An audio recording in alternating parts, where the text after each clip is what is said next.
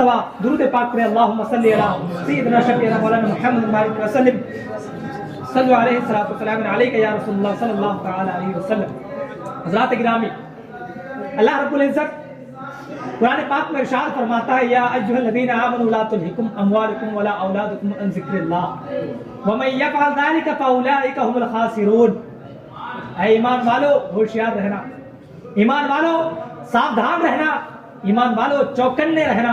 کہیں ایسا نہ ہو کہ مال و اولاد کی محبت تمہیں دین سے دور کر دے، کہیں ایسا نہ ہو کہ مال و اولاد کی محبت تمہیں صراط مستقیم سے دور کر دے، راہ راست سے دور کر دے، دین سے غفلت کرنے پر مجبور کر دے. یاد رکھو جو دین سے غفلت برتے گا وہی نقصان میں ہے، وہی گھاٹے میں ہے، وہی خسارے میں ہے. اللہ تعالیٰ فرماتا ہے ایمان والو میں نے تمہیں مال دیا، مال سے بھی محبت کرو. میں نے تمہیں اولاد دیا، اولاد سے بھی محبت کرو. میں نے تمہیں تجارت عطا کی، تجارت سے بھی محبت کرو. میں نے تمہیں کاروبار دیا، کاروبار سے بھی محبت کرو. میں نے تمہیں رشتہ دار دیے، رشتہ داروں سے بھی محبت کرو. میں نے تمہیں مال و متاع عطا کیے، مال و متاع سے بھی محبت کرو. میں نے تمہیں زمین و جائیداد دیے، زمین و جائیداد سے بھی محبت کرو. محبت سب سے کرو، لیکن اگر کامیابی چاہتے ہو تو سب سے زیادہ اللہ اور اس کے رسول سے محبت کرو. اللہ تبارک و تعالیٰ قرآن کی ایک اور آیت میں ارشاد فرماتا ہے انما اموالکم واولادکم فطرہ. یہ تمہارا مال، یہ تمہاری اولاد تمہارے لیے فطرہ ہے. قرآن مال و اولاد کو فطرہ کہہ رہا ہے. آخر فطرہ کس کو کہتے ہیں؟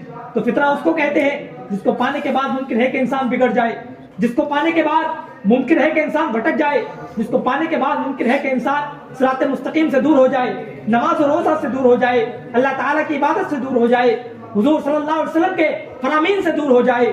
حضرات گرامی، آپ نے تواریخ تو ضرور پڑھی ہوگی، اور نہ بھی پڑھی ہوگی تو علماء اکرام سے ضرور سنی ہوگی کہ دولت اور حکومت کی لالچ نے فرعون کو گمراہ کر دیا تھا. اسی دولت اور پیسوں کی لالچ نے حامان کو گمراہ کیا ہے. اسی دولت اور حکومت کے لالچ نے شداد کو گمراہ کیا ہے. اسی دولت اور حکومت کے لالچ نے قارون کو گمراہ کیا ہے. اسی دولت اور حکومت کے لالچ نے حضرت امیر معاویہ جیسے جلیل القدر صحابی رسول کے بیٹے یزید پلید کو گمراہ کر دیا ہے. اسی دولت اور حکومت کے لالچ نے حضرت سعد بن ابی وقاص کے بیٹے عمر کو گمراہ کر دیا ہے. اسی دولت اور پیسوں کے لالچ نے بہت سارے مسلمانوں کو گمراہ کر دیا ہے. اسی دولت اور پیسوں کے لالچ نے بہت سارے مسلمانوں کو بدعقیدہ بنا دیا ہے. اسی دولت اور پیسوں کے لالچ نے بہت سارے مسلمانوں کو بدعقیدوں کی جماعت میں شامل کر دیا ہے. اے مسلمان، یہ دولت کبھی رحمت بنتی ہے اور کبھی زحمت بن جاتی ہے. اگر دولت کا استعمال اللہ کے راستے پر کیا جائے، اگر دولت کا استعمال طریقہ مصطفیٰ پر کی جائے، اگر دولت کا استعمال مسکینوں پر کیا جائے، اگر دولت کا استعمال لاچاروں پر کی جائے،